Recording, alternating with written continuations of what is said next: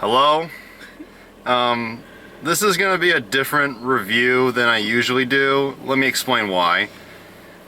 Here in Keene, where I live, every April we have a film festival, the Monadnock International Film Festival. And I've never been to a film festival, so I decided to go, and accompanying me is my old school trailer hound co-host, Christine. Yeah. And so this is my first time at a film festival, and sadly I'm not gonna be here for the other 2 days that's going on, but this has been my first experience, and I gotta say I liked it. The whole show started with the guy, I think, who runs it, or one of the people who runs it, coming out. Assistant. Yeah, the assistant director coming out, and he was pretty soft-spoken, a little hard, he didn't speak up much, but I could sense the heart he had.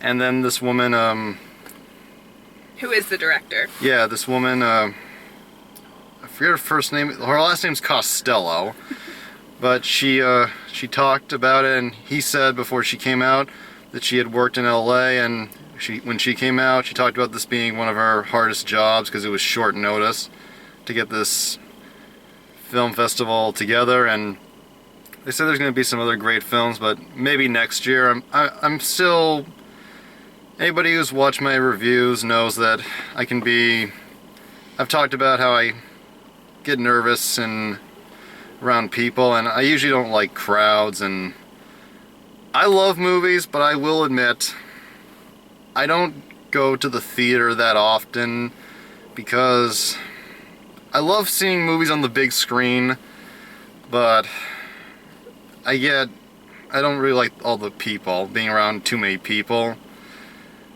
And first off, one last thing before we talk about the movie.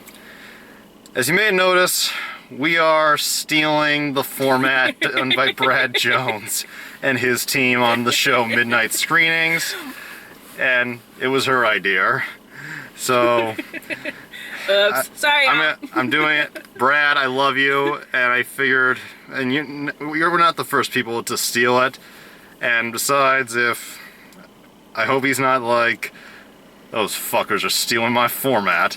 But hey, it's 9 o'clock. It's not even midnight though. Yeah. And if he does get mad, I'll just say, I did it with your cousin. Christine Jones. All Jones look alike to me. So the movie we saw was called Born to Be Blue, and it stars Ethan Hawke.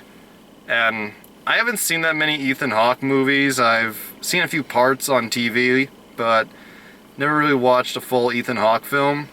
Have you? I think I've seen Boyhood, now that I've, gone back through my brain. I'm pretty sure I've seen Boyhood. I don't remember it, though. And my impression from this movie, my opinion on this movie, Ethan Hawke was fucking great. He gave a great performance. His character, the movie is, from what I've read, it's sort of based on a real man. He is a real man, this character, Chet Baker, blues musician. But I read that the film, I did some research briefly, and it seems like the film might have taken a few liberties, like all true story films do. But it's still very powerful. Yeah. And he's a blues singer who was apparently big in the 50s. And then in the 60s, his career went downhill because, this is all from the movie, I don't know about real life, but he became addicted to heroin and ruined his career, and then he gets a second chance to make a comeback. And Post the injury, which was caused by a drug dealer to his mouth. well, no. Sorry. His first attempt at a comeback is to do a movie that's based on his own life.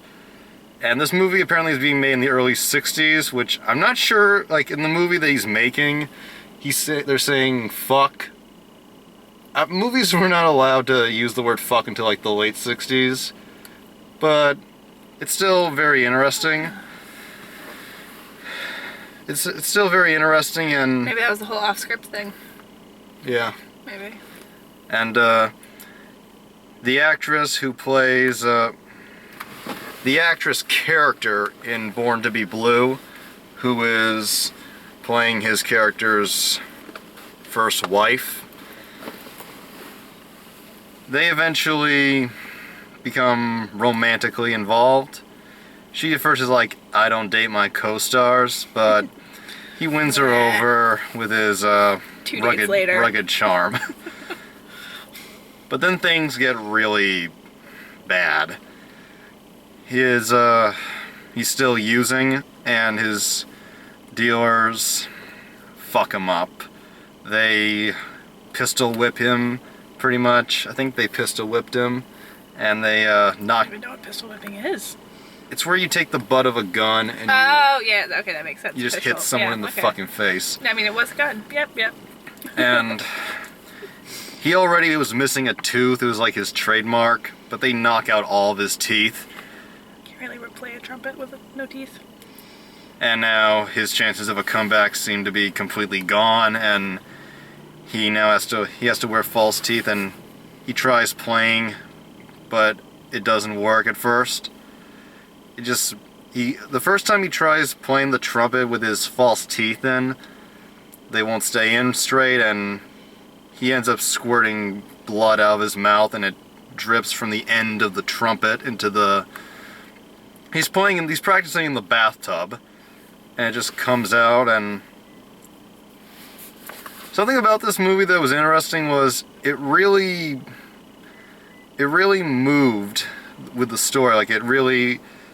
Especially in the beginning, it had a kind of a fast pace to it. The movie... Almost too fast, I almost thought. I thought it was a little too rushed. I had that same thought, but as the film went on, especially around the middle, Yes. we kind of got used to it. Yeah. It It seemed jumpy, almost. The first 30 minutes, the first 30 minutes will determine for you just how much you want to stick with the movie. But it is good, and it's well acted. Ethan Hawke gave a great job as Chet Baker, his real-life character. And for this performance, he really went all out in playing a hopeless drug addict. And he's one of those characters where... It's okay. He's one of those characters where... He does have some redeeming qualities, but he's still doing things that are ruining his life. And you feel, over time, you feel he should know better, but also he has a sickness, an addiction, and he can't help it at times. Like, he can seek help, but even addicts who quit, they still have the addiction. Yes, they're still addicts. The whole movie is very tragic and pretty depressing, but it has great moments, but by the end of the movie, it just becomes a really depressing... I would say that was the only last few scenes, though. Yeah, like, at the end, it just...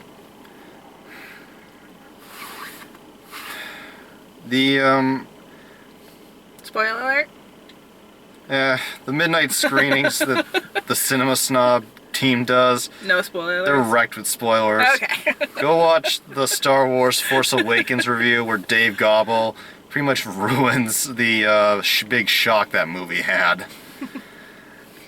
But, Ethan Hawke, what did you think of his performance? I thought it was very skilled. I mean, just his body language and just his voice, and I feel like he definitely got very much into character, and you could tell, like, I don't know, in the beginning there was a scene with the girlfriend that he wants to have, or at the time his girlfriend, co-star, and she kind of says, like, why do these women like you and stick with you? And I was curious because I was like, I couldn't stick with this guy. Like, he's just so blah. But then, like, I don't know. It's kind of like that hate actor you can't Yeah, connect with, but you connect with, and he just did a really good job. like I Al think. Pacino Yeah. when he plays like a criminal, like in Scarface. Not as bad, and Carlito's Way, and some of his cop roles, like Yeah. in Heat and stuff. A character, John Travolta said this once, a character doesn't have to be likable, like you can Yes. hate the character, but they have to be interesting.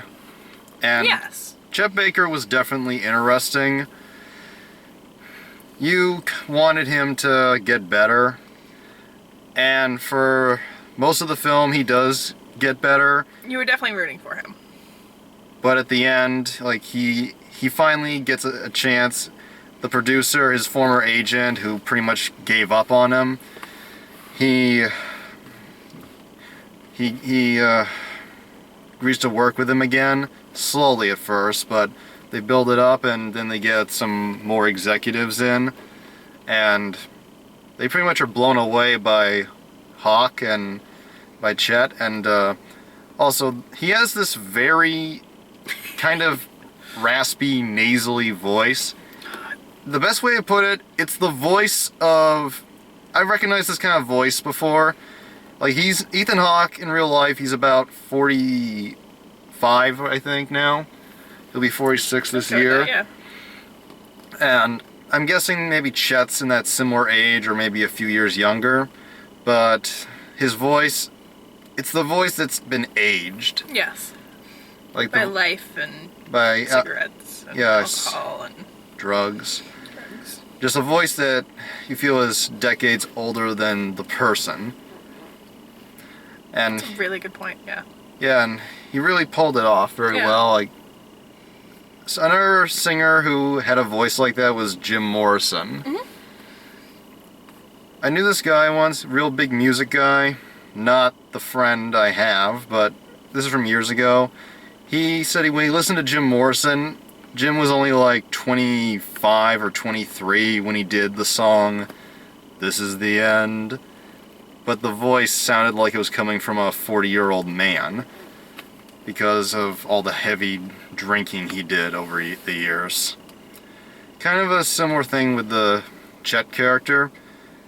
And then near the end, like in the last 30 minutes, like we see him play the trumpet, and he's pretty good at playing the trumpet. Yeah. He's excellent. But also, he does something I didn't see coming. The singing. Yes. I mean, I knew. I've heard a Chet Baker song before, and which is My Funny Valentine, and so I knew.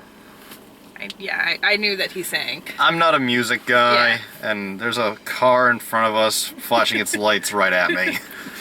But, yeah, I was not expecting him to sing, and until I heard about this movie 2 days ago, when we talked about going to the film festival, and I'd never heard this movie before, and henceforth I didn't know who Chet fucking Baker was. Yeah. I did know one character in this movie, Who I wish there was so much more of. Miles Davis. And in some way, I think the character of Miles Davis in this movie, I think you could say he's the one to blame for a lot of Yes. what Chet went through. Like, it was Chet's decision, but he's young and he can be easily influenced. He's desperate to be big. Yes. And Miles Davis tells him to live life, and tells him, he pretty much says, be with other women, not just your own wife. Yeah. He was too much of the quintessential white guy who made it and living the life, and he needed some more living. From what I've heard, Miles Davis, I've read many different sources, but apparently Miles Davis was a real nasty fucker. Like, he apparently... That's why I wanted more of him. Yeah, But- he could be like, I've heard he could be like a violent type. Yeah. My friend Mike, the dude I put all the plugs for, Mike, he would know a lot more about this kind of stuff. He's a musician. Wish you were here, Mike. I think one of Mike's parents might have been mentioned at the beginning of the people introducing the movie, the directors. They mentioned a lot of people who helped out, and one of them was someone named Jackie Sintros. I wonder. Mike Sintros, this Sintros. How many Brad Sintroses? Jones, Christine Jones. Yeah, but How many Sintros is not a popular name though. yeah, like, this is Keen. How many fucking Sintroses are there? Small town. I don't know if that's his dad's name. I've met Mike's dad. He used to be a teacher, big guy, gray hair, big thick mustache. But he's a nice old guy. And but But anyway, Mike's a music fan yeah. and Mike's- enjoys Miles Davis. Miles Davis. I don't know exactly, but I know I've been to Mike's place and he has like a drum set. Last time I was there, me and Mike are friends. We hang out every other month, but I haven't been to his house in years. He lives far away, and the way it's set up, it's always best for him to come to me. But his house, he had a drum set. He had a violin, which I would play with. Violins are fun. They're interesting. And, yeah, Miles Davis. That character was interesting at the end. When Chet is finally giving his last chance to make it big, he nails it, and Miles Davis is in the audience, wearing his shades, looking like that asshole who's like trying to show you that you're not as cool as he is. He gives some like that. He gives him a light clap, and my thought is, yeah, you owe him that. But then he did, because the whole entire movie he had his sunglasses on. Until the last scene, where he then goes like this and just kind of sits back. And I kind of took that as like, okay, like, I give you props, dude. You won. Not won, but... Yeah. I see what you mean. Yeah. I agree with that. And,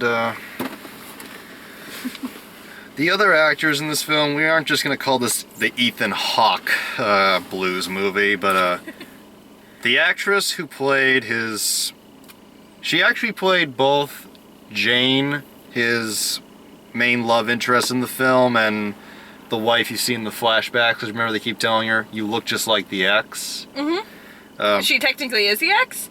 No. Well, same actress playing both characters. That's what I'm saying. So she plays the ex-wife and she also plays the new... Oh. Yep. Weird. Interesting casting choice. Kind of reminds me of the 1990s Chaplin movie with Robert Downey Jr. We see Downey when he's young and he loves this actress, but they can't be together. Mm-hmm. And then he finds out she died, and it saddens him, but he moves on. But you can tell he's still, in Chaplin, he still has feelings. He wishes it could have worked out. Yeah. And he goes through several fucking failed marriages. They all crash and burn. This is Chaplin. And Charlie Chaplin, he had 4 wives. Number 4 is the only one that stuck around. And to show that this wife meant something more in that movie than all the other 3, the 4th wife was played by the same actress who played the girlfriend that was never meant to be. Kind of similar, I think, to what they did in Born to be Blue. Yeah. That's really interesting.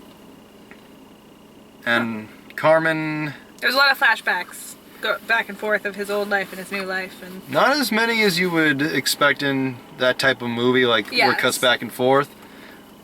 Which I think was different, but interesting. Mm-hmm. The actress was named Carmen Ejogo. Yeah, whoa. E-J-O-G-O. I can't pronounce. I like Ejago. No disrespect if we're mispronouncing. She did a good job. I think so, yeah. Her character was interesting, because at first I thought she was really bad. And then I grew to like her too. Yeah, like first I wonder, why is she like, I can understand her just helping him at the beginning, just helping him because she likes him, but when she comes to like him in a romantic way, Just, you wonder, what was it? I guess you could, once again, attribute to Ethan Hawke as, like, Chet, in some way, he's like a lost child in a way. Yes. You kind of want to help him. Maybe that's what draws her in, and then she begins to see the other stuff as well. Mm-hmm. That's the best theory I got. Yeah. Also, even it's not elaborated on and it's not made a big deal, but the movie takes place in the 60s and the 50s. Mm-hmm. And you notice, since it's the same actress, all of his wives, his girlfriend, they're all black. Yes. Interesting, like they have this interracial couple, and most all the characters, there's never shown to be any racism around them. Except for his parents. In a way, like his dad, Chet's father, calls her a smart colored girl, but the way it came off, you don't know if it's being racist or if he's just feeling like she should be with somebody better. It's unclear. I thought it was interesting. Like, it's not really elaborated on. And the real Chet Baker, I looked it up. I don't know about his first two, but he actually had a third wife, Carol Baker, not the actress. And unlike in the movie where I think Jane was made up or something, Jane leaves him at the end. Mm-hmm. It's sad, but you could tell she wasn't going to go through it. Yeah. The real third wife, Went back to being addicted. the third wife, she remained married to Chet until he died, and they had 2 kids. Don't know why they changed it. Maybe there was a Jane. Or maybe there was a Jane, and then when the whole 10 years of his career out in Europe, that's when he was with his third wife. Maybe. I can't tell. Yeah. We'll have to find it out. Chet Baker biography. The, Chet's parents. Yes, the father. Oh my god, the mom was so hilarious. Yeah, like she says to Jane when she meets her, "You look just like Chet's ex." And in some people's heads, they're probably thinking, "Oh boy," like it's gonna make her think. It's like hearing that kind of thing can make you think. Oh yeah, it's totally a diss in the setting that the mom had. She's like, "I never liked her." And the dad, that scene where Chet gives him a record as a gift, a song that his dad used to play for him when he was a kid. And the dad first is like, wow, and then he kind of just shits all over him. You can tell. I don't know if I get the feeling the dad does love Chet, but it's just, he's overwhelmed by everything that's the disappointment. It's obvious. The drugs, and choice of women, the defamatory to the name. He's been hurt by everything his son has done to himself. Yeah. Understandable, but I hate parents like that. I feel like, okay. Get pride in the way. Parents who get embarrassed by their kids' problems, kids cause problems, I get it, but when they're in pain and they're hurting and they really aren't sure about themselves, when the parents can be disappointed because of that, it gets to me. Understandable. And it was a sad final scene between them. The whole movie had a bunch of sad scenes, but I feel like the thing that can hurt someone the most is their parent being disappointed in them. Like, you feel like it means they love you less. Yeah.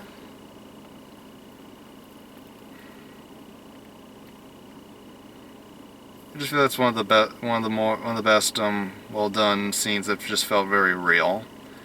You could see the pain in Chet's face. And what did you think of Jane's parents in their one scene? Well, there wasn't much of the mom, but the dad, The dad seemed like a traditional dad. I don't know, he just kind of was I want my daughter the best for her and everything like that, but Yeah. you're not good enough, and Protective and Yeah. knows his history. yeah. And But a little bit of a know-it-all. yeah. And Chet, he tries to be respectful, but the one thing he will not take is the guy acting like he knows music better. And that scene where after the kind of confrontation with Jane's parents, Chet, he says he's gonna go for a swim, and we see him take off like his jacket, his tie, but keeps his pants and his undershirt on, and he walks into the ocean. And first off, I love going through waves in the ocean, but also you wonder, is he like, people will have a lot going through their head that just overcloud them, just overwhelm them, take over their emotions, and they will. Some people do wander. I've done that. Yeah. When I've been overwhelmed. But also, a second thought came up to my head just as Jane came in to say, "What are you doing?" I wondered, was he gonna try and kill himself? I didn't think he was. I didn't feel like he was there. I think he was just kind of like, F you guys, I need to go take a break. I didn't feel like, well, I didn't feel like in the acting or maybe in the scene that he was hurt that much by what the father said to go do that. It was... Maybe, but it's a possibility that went through my head. Mm-hmm. And the father's comment was, if you knew everything kind of basically about yourself and the drugs and everything like that, would you want your daughter dating someone like you? And it's one of those good, makes you think questions. yes. And, so I feel like it was more of a, like, I need to go wander. yeah. But yeah, it could definitely be a suicidal thought too. And then, but oh fuck, we got way off track. But going way back to what we said earlier about how I did not see his singing coming, especially Yeah. with his raspy voice. When he started to sing, part of my brain was like, oh no. Like, I was thinking this is not going to go well, but I was really surprised. Yeah, it was beautiful. Yeah, like, I wonder if he actually sang or if it was dubbed. yeah. I don't know, but Yeah. but I thought, Ethan Hawke, if you did sing, you did very well. It was very moving. but at the same time, with that voice, I'm surprised he could make it sound so good. Yeah, because his regular talking voice, when I first started the movie, I kind of felt like nails on a chalkboard. I just couldn't. Yeah. Yeah. It was rough. Maybe it was the amplifiers in the Colonial, but Ethan Hawke's very airy way of talking, and I could tell it was part of the sound system that the Colonial Theater. That's where we saw this. I'm thinking it might have been the amplifiers, but I could barely understand a word he said. Yeah, you really had to pay attention. Yeah, and all those fucking people getting up and walking around. There's this guy, I don't know if he was one of the people working on the film festival, or if he was one of the sponsors. He was... The guy who, like, got up and, like, jumped behind and then jumped over the wall. Yeah. There was this guy who kept getting up, Yeah, going... he worked for the film festival. He was in the ad scene. Yeah, like there was this ad before the movie. Thanking all the sponsors and everybody who had contributed. And the guy, it was a woman and a man, and the man in this ad, he was sitting right in front of us. And then I don't know if you saw, but the woman was sitting like 10 seats down to the right. She was the one who had the really long skirt on. And red hair. Yeah. She looked like a crack whore version of Emma Stone. I thought she was really pretty. Crack whores can be pretty. But this guy, these two people on the big screen thanking the sponsors. This man. Yes. Both of them, they, I can tell they're trying, but as far as reading off cue cards go, Marlon Brando, they ain't.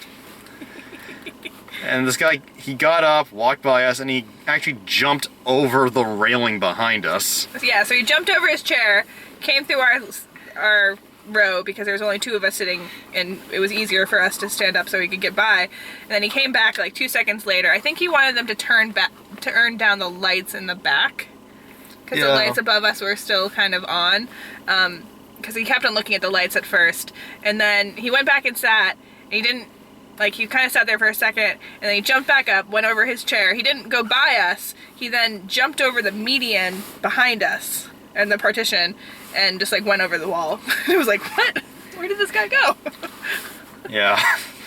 And, the lights didn't go off, though, so whatever he said, it wasn't. The lights above us, they did go off at some point, but for the most part, there were still the lights in the lobby behind us that were still on.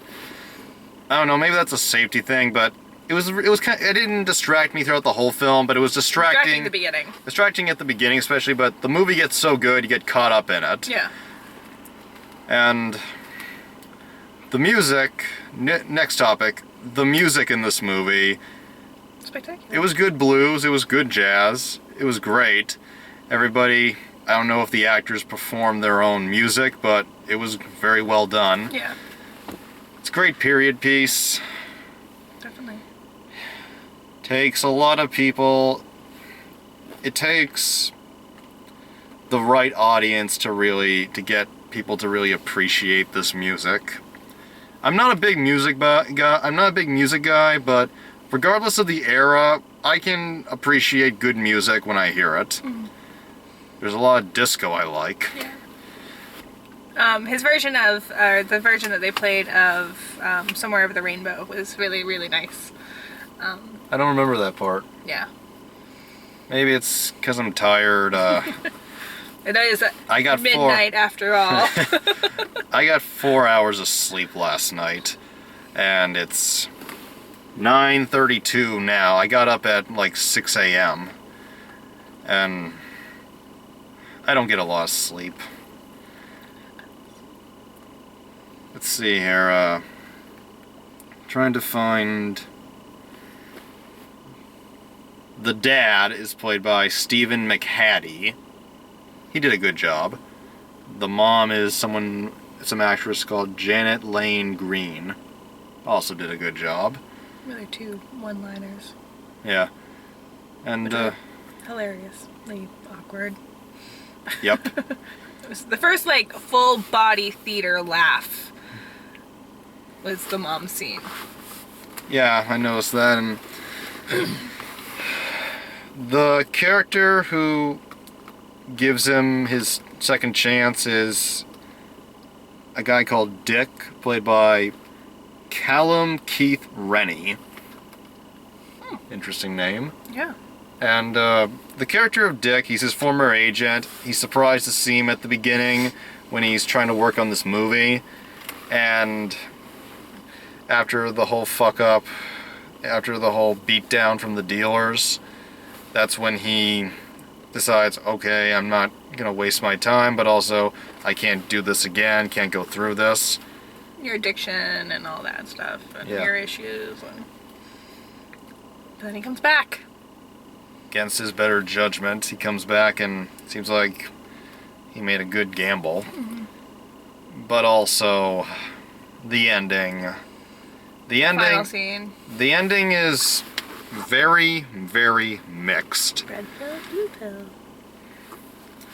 You see, Chet, he is taking methadone, which is basically the medical term for heroin, but also, they say without the high, and he stopped taking it because he's nervous, and he's about to perform his big act at this New York club that he tried to play at years ago, but Miles Davis, asshole, said he wasn't ready. and he's nervous to go out because Miles is there, and his agent comes in with methadone, and he sees him there. He has a candle and needles and heroin rock, and this is, in my opinion, the best scene, the most powerful, the best acted scene in the movie. Yes. By far. When Ethan Hawke's he starts crying, I felt like I could feel the emotion. I felt a little. It's like looking at a family member that you haven't seen in a long time, and there's a lot of mixed emotions, and you want him to make the right decision. I just kept thinking, don't take it. Don't take the heroin. Take the methadone. You can do it. And then he comes out in this well-edited, slow-motion, almost ambient sounding scene. And he sings and blows the horn. You don't know if he's taking it or not. It's powerful, and then we go to his room, and Well, the camera goes to his room, and but first the girlfriend starts to cry, which was my taking of that she knows. somehow she was able to tell. But we go to his room, and we see he took the heroin, and it's very brief. It almost doesn't give you enough time to take it in. And when she leaves, I think that's when I was finally able to fully take it all in. Mm-hmm. And the final card, it's bittersweet. The film ends with a bunch of text before the credits roll, and it's a bittersweet ending in a way. On the one hand, he got his career. He got to sing, to make great music. Pretty like 10 years. But on the other, he lost what was in this movie's universe anyway, he lost the love of his life. So yeah, it's To his other love of his life, heroin, which he continued with. And surprisingly, he was still able to live for several more years. It says he made it to 1988, and this movie takes place in the mid to late 60s. Yeah, and he was already probably in his late 30s or mid 30s in the movie. Surprised he was able to last that long. Yeah.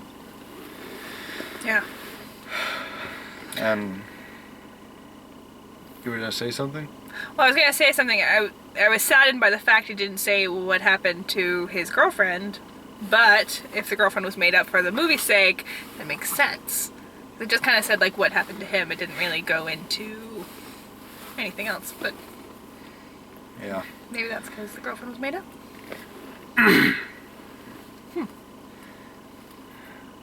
This movie's plot, when you come down to it, it's not original. No. It's a story that's been done almost hundreds of times. A person is addicted to drugs, and it seems like they will never get well, and they try, and you root for them. But at the same time, this is my opinion. A movie's plot doesn't really have to be 100% original. Like, the basic outline can be something that's been done before. Mm-hmm. But it all depends on how you execute it. It all depends on the personality you give the characters and the dialogue and whether or not we will care about them. Mm-hmm.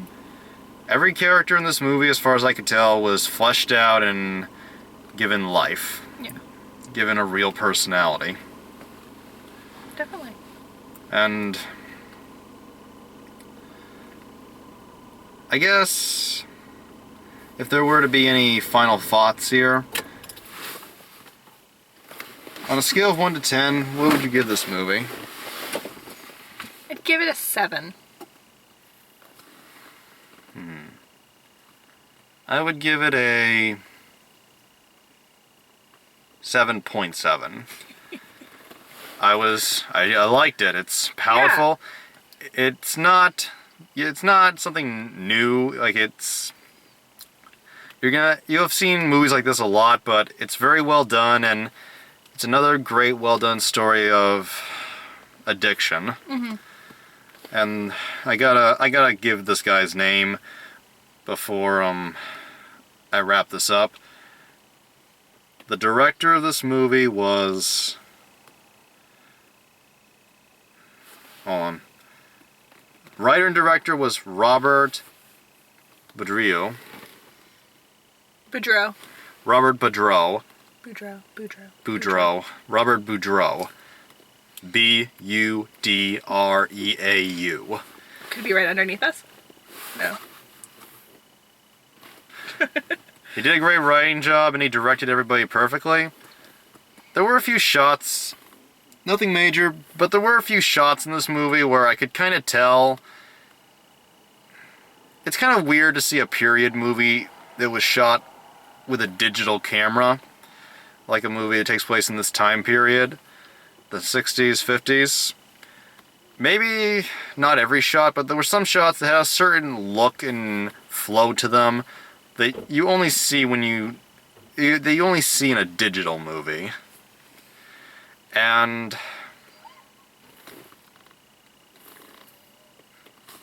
people next door. Getting in the car party. But overall, back to what I was saying, I really liked Born to Be Blue, starring Ethan Hawke, directed by Robert Boudreau, and